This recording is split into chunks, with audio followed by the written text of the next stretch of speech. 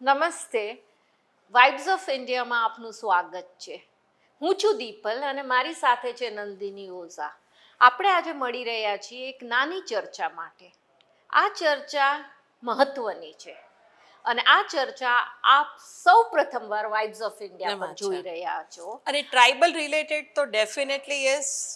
હા, આ ચર્ચા છે કે આદિવાસી સમુદાય એ પોતાની વોટિંગ પેટર્ન, એની વોટિંગ કરવાની જે ટ્રેડિશનલ સ્ટાઇલ થઈ ગઈ છે છેલ્લા 17-20 વર્ષથી, એ કેવી રીતે બદલી છે આ લોકસભાના ચૂંટણીમાં, તેના વિશે આપણે ચર્ચા કરવાના છીએ. ગુજરાતમાં 4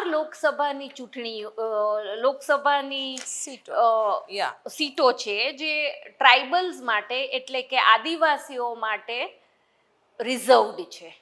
આ ટ્રાઇબલની આદિવાસીઓ માટેની 4 લોકસભા સીટ છે: દાહોદ, છોટાઉદેપુર, બારડોલી અને વલસાડ. આ ચારેય સીટો ત્રીજી વખત ભાજપે જ જીતી છે. બરાબર.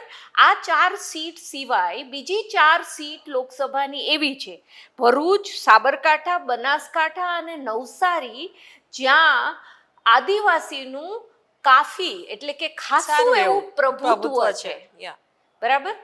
આ આઠે સીટોમાં આ જે 8 સીટ છે એ ટ્રાઇબલની આદિવાસીઓની 8 સીટોમાં જે આદિવાસીઓ જે દર વખતે એટલે વિધાનસભામાં કે લોકસભામાં મત આપે છે, ત્યારે છેલ્લા 17-20 વર્ષમાં એ કોંગ્રેસથી ઉત્તર દૂર જઈ રહ્યા છે.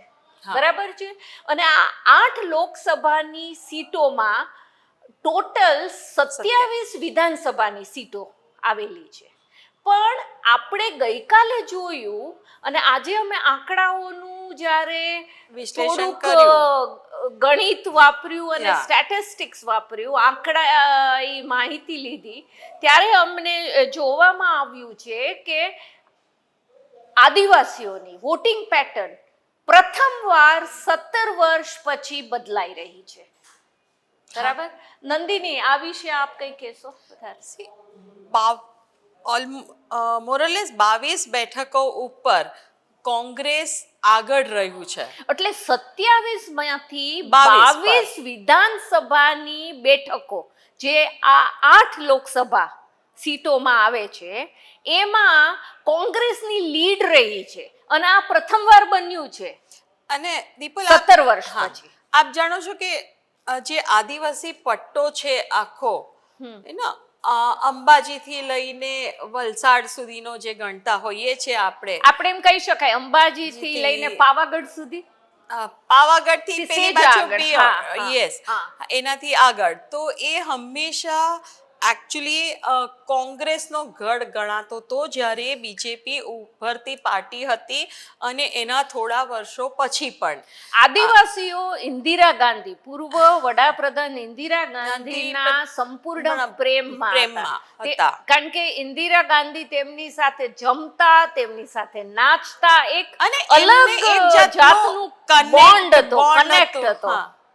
હા, એમને કોઈ શોભ નતો એ લોકોના ઘરોમાં જવાનું, અને બહુ આસાનીથી અને આ બધું ઇન્દિરા ગાંધી છે એ બધું ફોટોગ્રાફ પડાવવા માટે એ જમાનામાં કશું વોટ્સએપ શું મોબાઈલ ફોન્સ પણ નહોતા કે કોઈ ફોટોગ્રાફ પાડે, એના માટે ફોટો ઓપોર્ચ્યુનિટી માટે તો એ બિલકુલ નહોતું. એટલે ઇન્દિરા ગાંધી અને આદિવાસીઓનો નાતો એ ખાલી ફોટોગ્રાફી માટે કે આદિવાસીઓ એવું માનતા કે આ મતો માટે જ નથી.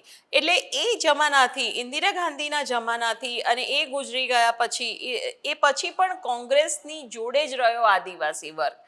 પરંતુ લેટ 1990s થી જે બધી સેન્ટરની સ્કીમ આવવા લાગી આદિવાસી વિસ્તાર માટે, પછી ક્રિશ્ચિયન વિરોધી જે વાતાવરણ ઊભું કરવામાં આવ્યું. એટલે સાચી વાત છે નંદિની. મને યાદ છે કે આપણે ત્યારે પણ સાથે જ રિપોર્ટિંગ કરેલું છે કે 1998માં અટલ બિહારી વાજપેયી પ્રધાનમંત્રી હતા અને સોનિયા ગાંધી વિરોધ પક્ષના નેતા હતા. સોનિયા ગાંધી વિરોધ પક્ષના નેતા હતા કે પછી કોંગ્રેસના નવા પ્રમુખ નિમાયા હતા એ મને યાદ નથી, પણ સોનિયા ગાંધીએ ડાંગમાં આવવાની કોશિશ પણ કરેલી, પણ ભાજપવાળાને બધા એમને ડાંગમાં એન્ટર નહોતા થવા દીધા અને મોટું એક પ્રોટેસ્ટ ચાલેલું જ્યાં ખ્રિસ્તી સ્કૂલોને બાળવામાં આવી હતી, ચર્ચને પણ એટેક કરવામાં ચર્ચ ઉપર આવ્યું એટેક કરવામાં આવ્યો હતો. દિવસે. અને જે ભાજપના કે વનવાસી કલ્યાણ કેન્દ્રો હોય કે ભાજપ સંચાલિત જે નાના આદિવાસી સમુદાયોના જે સંસ્થાઓ હોય તે લોકોનું એવું કહેવું હતું કે આ ખ્રિસ્તીઓ, આ ક્રિશ્ચિયન એ બધા આદિવાસીઓને ધર્મ પરિવર્તન ધર્મ કરાવે છે, પરિવર્તન હિન્દુ કરી છે રહ્યા અને છે, ક્રિશ્ચિયન લાંચ બનાવે આપીને, છે. લાંચ હા, આપીને. અને પણ વસ્તુ એ છે કે આદિવાસી કોઈ ધર્મ નથી પાડતા, એ મધર નેચરને પૂજે છે, કુદરતના પૂજારી છે તે. પૂજારી છે, હા. બરાબર, કુદરતની પૂજા કરે છે તે. આદિવાસી માટે તો જંગલ, જંગલ એ છે એમના ભગવાન કે હા. એમના માતાજી. અને અને આપણે આદિવાસીને ક્રિશ્ચિયન કે હિન્દુ કે ગમે અને તે સ્ટેમ્પ આપણે ના આપી શકાય. બીજું જે આદિવાસી છે એ જમીન જોડે સંકળાયેલો વ્યક્તિ છે, એટલે જળ, જમીન, વાયુ આ બધું છે આદિવાસી. અને પછી બીજેપી માંથી એ આવ્યું કે એમનું નામ બદલવાની કોશિશ કરી કે આદિવાસી નહીં, તમે વનવાસી છો, એ પ્રયત્ન થયેલો. આ બધામાં ધીરે ધીરે પછી બીજેપી ની સીટો વધતી ગઈ, બીજેપી જીતતું ગયું, કોંગ્રેસનું નામો નિશાન કો તો એ મટતું ગયું. બિલકુલ સાચી વાત છે, કારણ કે 27 વિધાનસભા સીટો જેમાં આદિવાસીનું પ્રભુત્વ છે એમાં આપણે 2019માં જોઈએ, 2019માં જ જોઈએ તો કોંગ્રેસને મળેલી 20, કોંગ્રેસને નહીં, ભાજપને 20 સીટ મળેલી. હા, 2019 ની હું વાત નથી કરતી, હું 2022 ની એસેમ્બલી ઇલેક્શનની, વિધાનસભા ઇલેક્શનની વાત છે. હા, બરાબર. અને આ બધી સીટો એટલે જે એક જમાનામાં 27માંથી 27 સીટો જે કોંગ્રેસને મળતી હતી, એ એક ટાઈમ તો એવો આવેલો કે ભાજપે 27માંથી 25 સીટો મેળવી લીધી. બરાબર છે. બરાબર. પણ પ્રથમ વખત આ 2024માં આપણે જો નામ લઈએ થોડાક સીટોના, તો આ સીટો પરથી એટલે આ આદિવાસી વિધાનસભાની સીટો પરથી કોંગ્રેસની લીડ આવી છે. આવી કેટલીક સીટો છે એ ખેડબ્રહ્મા, જ્યાંથી તુષાર ચૌધરી, એટલે આની માટે તુષાર ચૌધરીને અભિનંદન આપવા જોઈએ. તુષાર ચૌધરી પોતે પણ આદિવાસી છે. હા, એટલે પૂર્વ મુખ્યમંત્રી અમરસિંહ ચૌધરીના સુપુત્ર. હા, એટલે ખેડબ્રહ્મા, ભિલોડા જે બંને સાબરકાંઠામાં છે ત્યાંથી લીડ મળી છે કોંગ્રેસને. પછી વ્યારા, માંડવી, નિર્જર ત્યાંથી મળી છે. પછી વલસાડ જ્યાંથી કોંગ્રેસના લડાયક ધારાસભ્ય અનંત પટેલ આવે છે, એઓ લોકસભા હારી ગયા છે, પણ વલસાડની તેમની ધારાસભ્ય છે ને વલસાડમાંથી તેઓએ લીડ આપી છે કોંગ્રેસને. અને ખૂબ જ એમનું પ્રભુત્વ છે એમના વિસ્તારમાં. એ લાડકા લીડર છે એ વિસ્તારના, એ લોકલ હીરો છે ત્યાંના. અને પછી આપણે સૌથી અત્યારના પોપ્યુલર જે ટ્રાઇબલ યુવા નેતા ચૈતર વસાવા. ચૈતર વસાવા એ કોંગ્રેસના નથી પણ ઇન્ડિયા બ્લોકમાં આપ હેઠળ લડ્યા હતા. એટલે કોંગ્રેસ અને આપના ગઠબંધન હેઠળ ભરૂચ લોકસભાની સીટ તેઓ લડ્યા હતા, આમ આદમી પાર્ટીના ચૈતર વસાવા. ચૈતર વસાવા પોતે ડેડિયાપાડાના ધારાસભ્ય છે અને ડેડિયાપાડામાંથી લીડ મળી છે એમને. અને બીજું જોવા જઈએ તો એ કોઈ નાના એવા કોઈ બીજેપીના લીડર્સની સામે નહોતા લડી રહ્યા. મનસુખ વસાવા 6 ટાઈમના એમપી હતા, સિટિંગ એમપી હતા, અને 2019માં તેઓ એ કોંગ્રેસના ઉમેદવારને 3,34,000 મતોથી પરાસ્ત કર્યા હતા, જ્યારે કે આ વખતે મનસુખ વસાવા ફક્ત ને ફક્ત કહેવું જોઈએ 85,000ની લીડથી જીત્યા છે. એટલે ચૈતર વસાવાએ બહુ જબરજસ્ત જસ્ટ ફાઇટ ફાઇટ આપી આપી છે. અને વસ્તુ છે કે ત્યાં એટલું પ્રસિદ્ધ થઈ ગયેલો હતો ચૈતર ચાલે નારો. ચૈતર ચાલ્યા નહીં પણ લોકોના દિલ ડેફિનેટલી જીત્યા છે. અને જેમ Definitely. આમ આદમી પાર્ટીના લીડર્સ જણાવી રહ્યા હતા કે અમે આ ઇલેક્શનમાં કાં તો જીતવા પડ્યા હતા મેદાનમાં, કાં તો શીખવા પડ્યા હતા. એટલે અમે શીખ્યા જરૂર છે આમાંથી, આ ઇલેક્શનમાંથી, ને એનો તેઓ ભરપૂર ઉપયોગ કરશે. અને ભરૂચ લોકસભાનું ઇલેક્શન, ભરૂચ લોકસભાની સીટ એણે એક ખૂબ જ રસદાર ત્રિકોણીય જંગ જોયો હા, છે.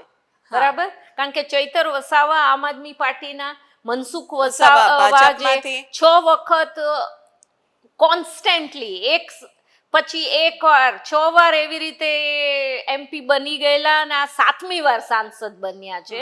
અને છોટુભાઈ વસાવા, બરાબર છે. છોટુભાઈ વસાવા પણ એમના એક દીકરા મહેશ વસાવાએ થોડાક વખત પહેલા બીજેપી જોઈન કર્યું. બીજેપી જોઈન કર્યું અને બીજા દીકરાએ એમની એ પાર્ટીમાંથી. ભારતીય આદિવાસી પાર્ટી તરફથી એ લડ્યા. એટલે શું થયું કે જે ફાઇટ છે એ કોંગ્રેસ આમ આદમી પાર્ટીના ગઠબંધન અને ભાજપ વચ્ચે ના રહી, હા. ખૂબ જ ત્રિકોણીય તેઓ જંગ થઈ ગયો. 10,000 મત ખેંચ્યા તેઓએ. પણ છોટુભાઈ વસાવા છે એમની નવાઈ લાગી, હા. કારણ કે 10,000 મત 10,000 મળ્યા એમના એટલે પુત્રને. હવે છોટુભાઈનું શું એ પણ સવાલ રહેશે. કારણ કે છોટુભાઈ વસાવા પોતે 7 વાર 7 વાર વિધાનસભામાં વિધાનસભામાં ધારાસભ્ય રહી ચૂક્યા છે. અને આ ચૈતરભાઈની જે હાર છે એમાં એક વસ્તુ એ પણ ગણવાની રહે કે નોર્મલી રીતે અર્બન વોટર્સ જે છે, શહેરી વર્ગનો કે ઇન્ડસ્ટ્રીયલ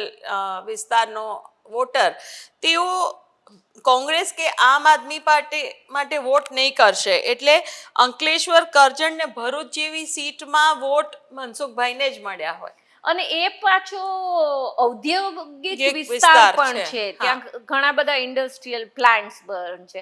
અને નંદિની, તે જે વાત કરી ઉપરથી મને બીજો એક સ્લોગન યાદ આવ્યું કે ભરૂચમાં કોણ ચાલે, તો કે ભરૂચમાં ચૈતર ચાલે. હા, એટલે ચૈતર વસાવાએ જોરદાર ફાઇટ આપી. એબ્સોલ્યુટલી. પણ મનસુખભાઈ વસાવા એ ખૂબ જ અનુભવી રાજકારણી છે.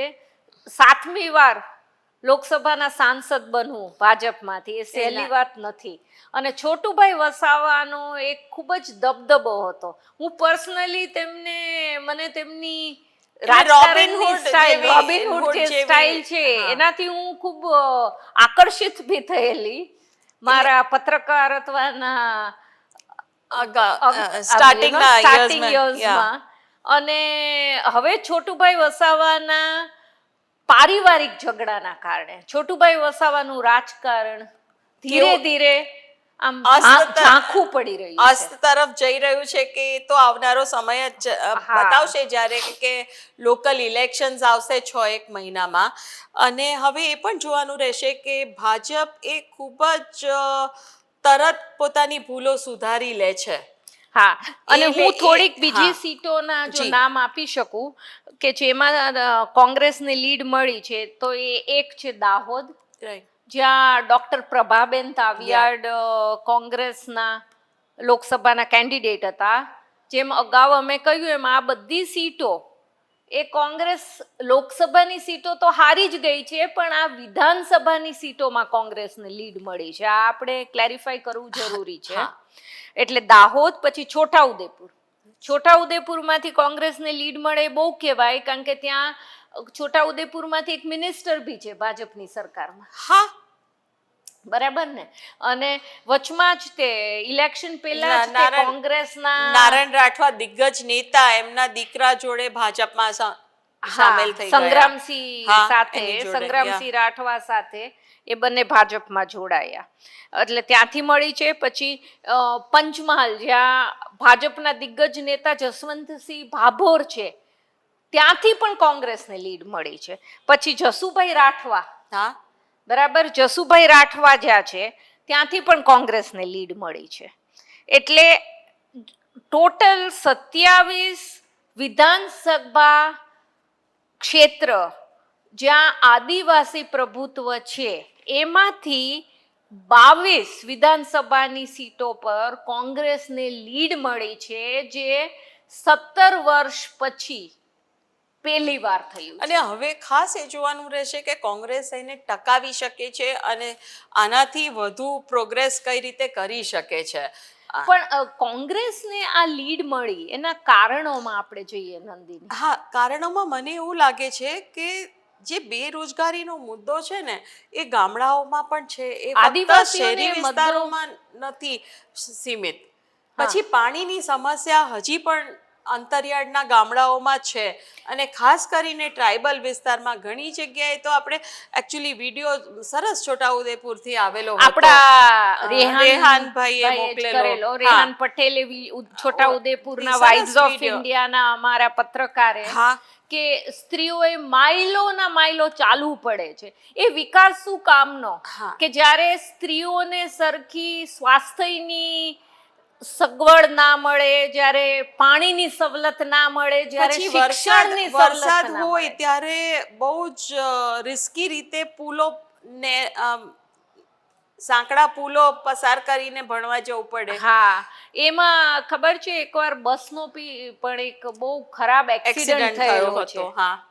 અને એટલે એ અને આ જે કન્યા કેળવણીના નામે સ્કૂલ એનરોલમેન્ટના પ્રોગ્રામ ચાલે છે એમાં ઘણા આદિવાસી વિસ્તારોમાં કહેતા દુઃખ થાય, પણ શિક્ષણને પણ જ્યારે એક પવિત્ર આપણે એક પવિત્ર પૂજા તરીકે જોવાતું કે એક પવિત્ર પ્રોફેશન તરીકે જોવાતા શિક્ષણને પણ જ્યારે વ્યવસાય બનાવી દેવામાં આવ્યો હોય અને ફેક એટલે ડુપ્લિકેટ સ્કૂલ, એમ કે સ્કૂલના સર્ટિફિકેટ કાઢી નાખે, પણ એ બિચારા છોકરાઓ એ સ્કૂલમાં જતા જ ના હોય. હા, અને ડુપ્લિકેટની વાત કરી તો આ નકલી જે વસ્તુ છે બોડેલી ને દાહોદમાં અગેન ટ્રાઇબલ વિસ્તારમાં નકલી ગવર્મેન્ટ ઓફિસો વર્ષો સુધી ચાલે અને લાખો કરોડોના કોન્ટ્રાક્ટ આવે. આ ગવર્મેન્ટના ધ્યાને ન આવ્યું હોય એ માનવામાં નથી આવતું.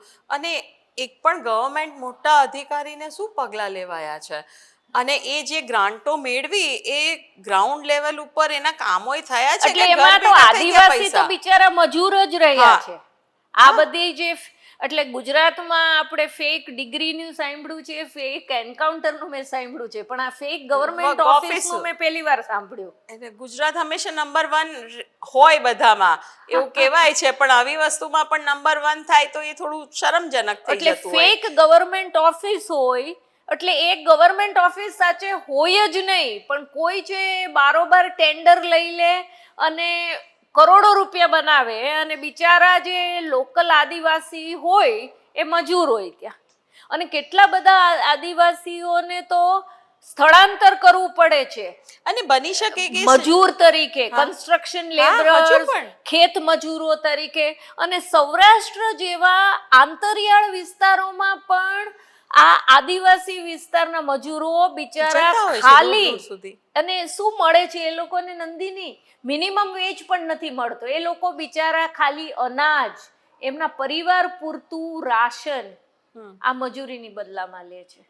એટલે આદિવાસી છે બધા ભાજપના રાજમાં સુખી નથી. અને એ શાંત આક્રોશ હોઈ શકે. હા. આ જે વોટિંગમાં જે રીતે ભાજપ નથી લીડ મેળવી શકી એનું એક કારણ આ પણ શાંત આક્રોશ બધા આટલા વર્ષોના. કારણ કે આમ તો ભાજપ લગભગ 30 વર્ષથી રાજ્યમાં રાજ કરી રહ્યું છે, પણ તે છતાં હવે થોડું એડમિનિસ્ટ્રેશન વિરોધનું માહોલ નજરિયો થઈ ગયો છે, માહોલ થયો છે.